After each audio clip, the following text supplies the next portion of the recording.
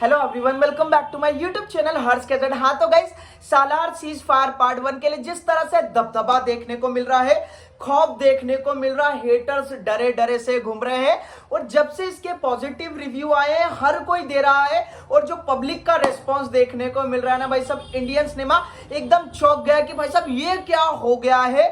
और गाइस, सालार के डे 2 की अर्ली एस्टिमेट आ गया, और अर्ली एस्टिमेट ऐसा आया है, उसका ऑक्यूपेंसी इतना तगड़ा आया है। अगर मैं आप लोगों को बताऊंगा ना तो आप यही बोलने वाले हैं, भाई साहब प्रभास अन्ना इंडियन सिनेमा में एक ऐसा छक्का मारने वाले, ऐसा छक्का मारने वाले हैं, ये जितने भी बड़े बड़े छक्के बैठे हैं पूरे शांत होने वाले हैं। अब गाइस, इसका अर्ली एस्टिमेट क्या आया है, कितना ऑक्यूपेंसी आया है, मैं सब बता रहा हूं आप लोगों को। लेकिन उससे पहले आप वीडियो को लाइक करें, चैनल को सब्सक्राइब करें, क्योंकि हम ऐसी बैक टू बैक अपडेट लाते रहते। किसके लिए यार?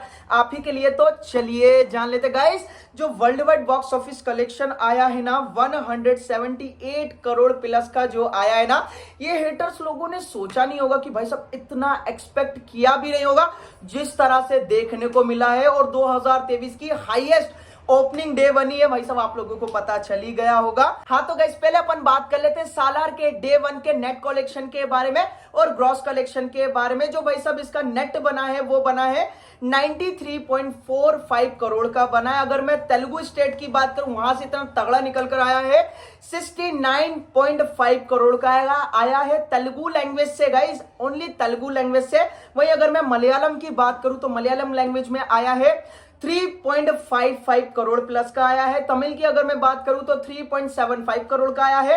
कन्नडा की अगर मैं बात करूं तो 0.9 करोड़ का आया है। हिंदी का जो आया है भाई साहब वो आया है 15.75 करोड़ प्लस का आया है। ओनली की देखा जाए तो तेलुगु लैंग्वेज के बाद भाई साहब अपनी हिंदी लैंग्वेज में जिस तरह से देखने को मिला है, और टोटल जो होता है 93.5 करोड़ का ये नेट कलेक्शन होता है। वहीं अगर मैं ग्रॉस की बात करूं तो 115 करोड़ यानी कि 115 करोड़ का इसका ग्रॉस बना है, और ओवरसीज से जो बना है 63 करोड़ का बना है। भाई साहब ये हेटर्स लोगों ने एक्सपेक्ट थोड़ी ना किया था, लेकिन बता नहीं पा रहे थे। हाँ तो गाइस, बात कर लेते हैं इसके डे 2 की अर्ली एस्टिमेट के बारे में। पहले अपन ऑक्यूपेंसी चेक कर रहे थे कि कैसा क्या माहौल देखने को मिला है डे 2 का।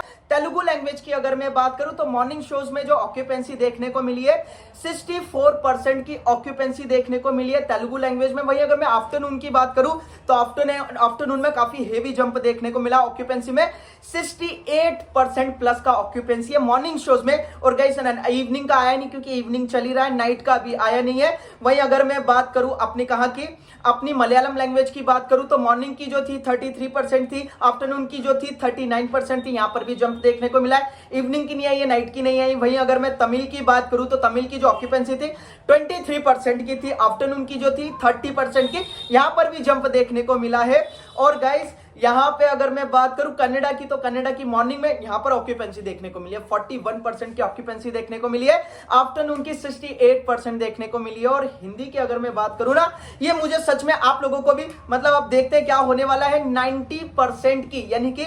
19% की ऑक्यूपेंसी देखने को मिले, मतलब कि 20% ही बोल सकते हैं। आफ्टरनून की अगर मैं बात करूं तो 30% प्लस की ऑक्यूपेंसी देखने को मिली है।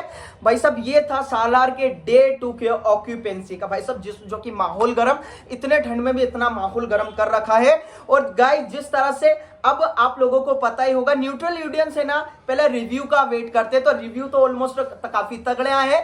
तो जनता कहां शांत बैठने वाली है, कहां शांत बैठने वाली है, आप लोगों को भी पता है। और अगर भाई साहब नेट इतना तगड़ा आया है ना, और आज भाई साहब ऐसा भी छोटा मोटा डे भी नहीं है, सैटरडे भाई, सैटरडे ओके, छोटा मोटा डे नहीं है, मतलब कि वीकेंड का मतलब कि बीच वाला एरिया, और बहुत इंपॉर्टेंट है। और गाइज अगर जो ग्रॉस बना है ना 115 करोड़ का जो ग्रॉस बना है ना, ये ना करते करते भाई साहब कल जो आएगा इसका 130 करोड़ का आने वाला है।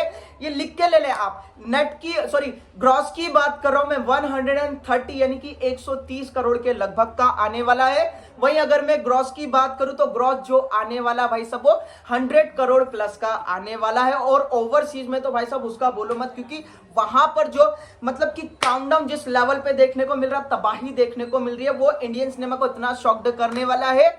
और जिस तरह से भाई सब जो माहौल देखने को मिल रहा है, दबदबा जो कांड देखने को मिल रहा है, खौफनाक देखने को मिल रहा है ना, इससे इजीली पता चल रहा है, इजीली पता चल रहा है ओनली 3 डेज में, मतलब कि ओनली 1 वीक में भाई सब ये 700 to 800 का world wide box office collection create करने वाली है।